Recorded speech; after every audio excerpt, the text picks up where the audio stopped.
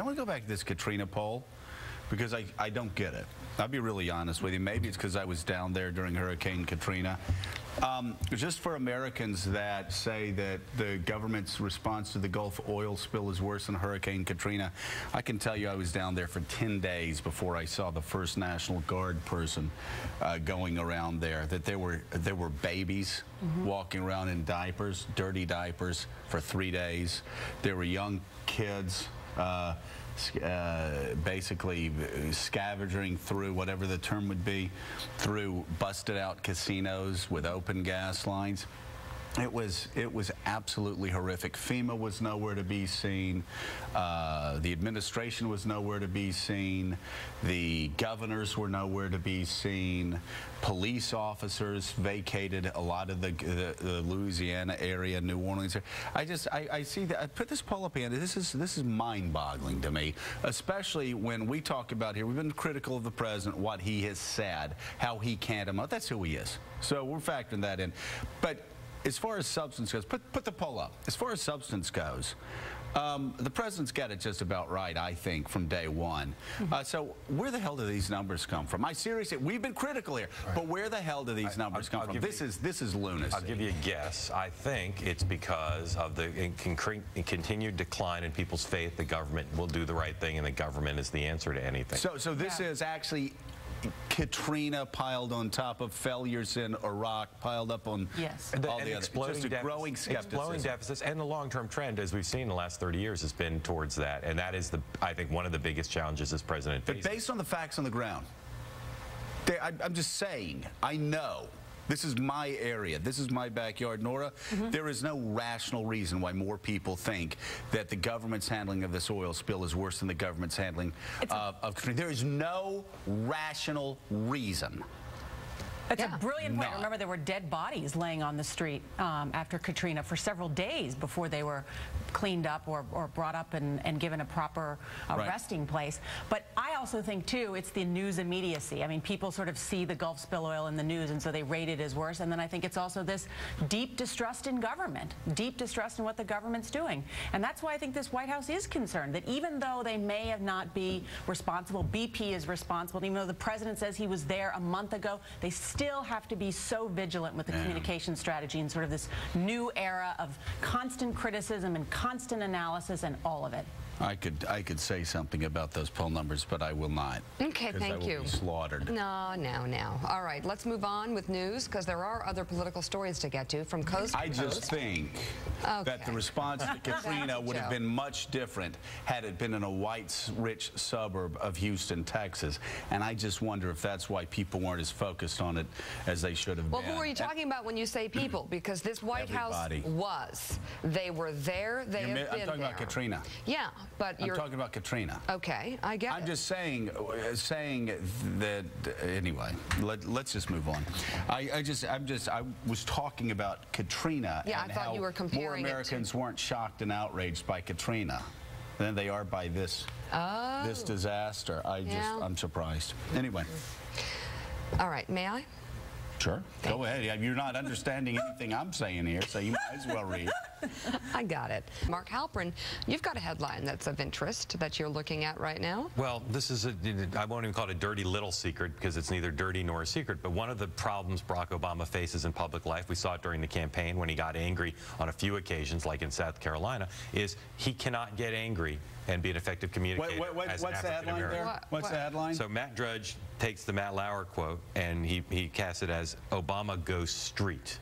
And it includes this photo of an angry-looking Barack Obama. I think it's all pretty clear to all of us what's going on there. And the T.D. Myers, Barack Obama, paraphrasing Matt Lauer, says he's going to get all the information before he, quote, kicks ass. And it's almost like he was poking fun at Matt for asking the question the way he did. He wasn't making fun of Matt. Kicking butt. But just about kicking butt, basically saying, that's not who I am. But how fascinating he erased, there's no doubt. Race plays a factor here. No question. The White House afraid, as Mark said, if he's angry, then suddenly there are racial overtones. Right.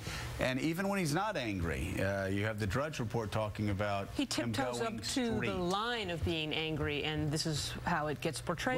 What does going street mean, by the way?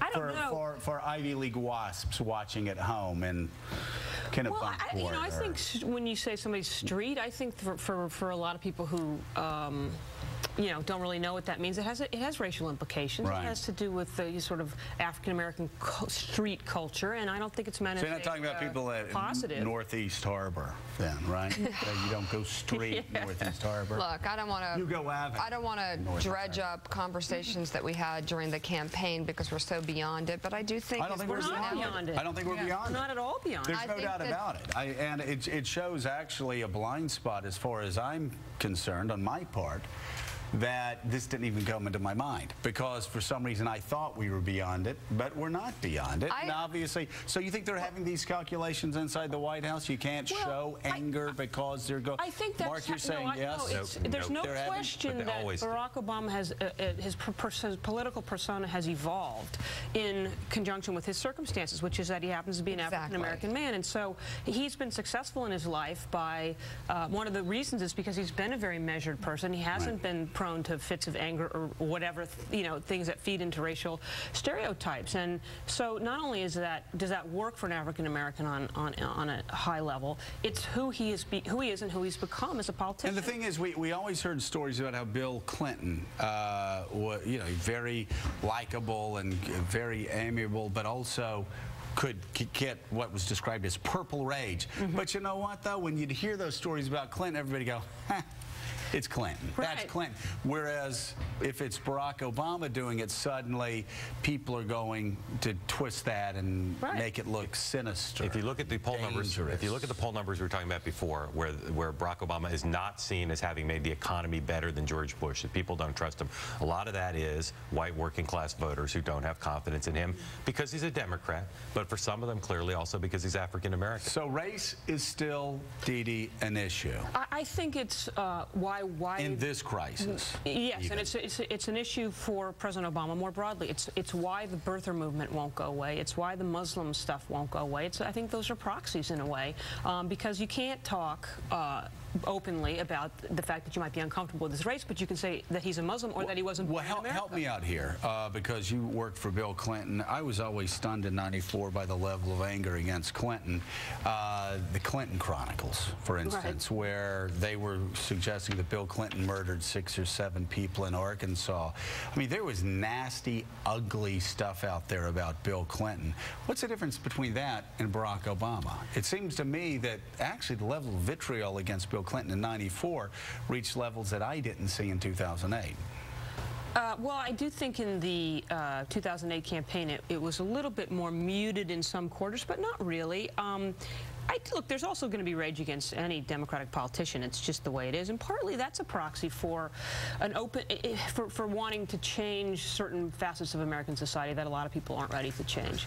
But I think it's always been percolating along at some level against Obama. Part of it is racially driven, not all of it. I'm certainly not suggesting that everybody who doesn't like his policies or people that are uncomfortable with him, it's all race-driven, but I think it's out there. You think there's some out there? There's no question. We haven't resolved this. And again, the thing is, Nora, the importance of this story is that it affects how the White House can respond to a crisis and maybe limits this White House in ways that Bill Clinton or George W. Bush wasn't limited.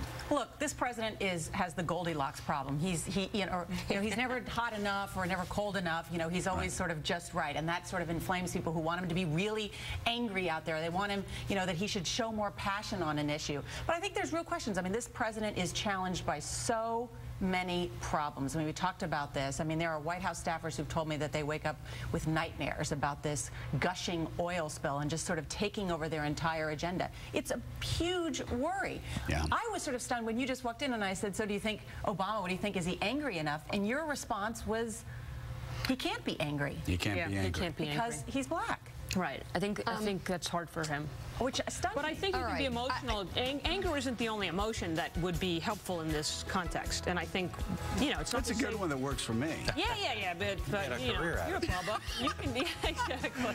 No, I would like to see Obama show a little bit more emotion, but it doesn't have to be anger.